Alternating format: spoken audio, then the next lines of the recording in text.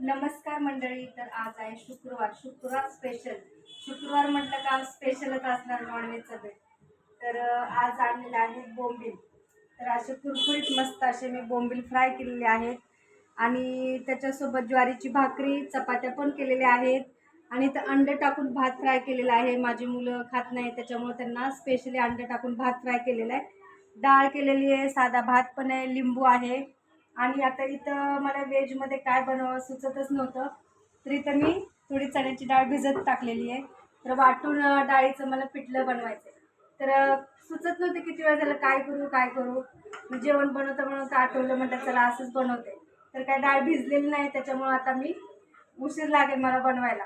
त्याच्यामुळं आज का आता म्हणजे इथं जेवणात मी दाखवत नाही, नंतर बनवल्यावर मी तुम्हाला दाखवते.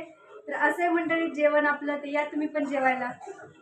कुरकुरीत असे बोंबील फ्राय चालू आहे माझं करणं. डाळ तर बनलेली आहे, दाखवते मी. इकडे चालूच आहे. इकडे एवढे तळून ठेवलेले आहेत बघा.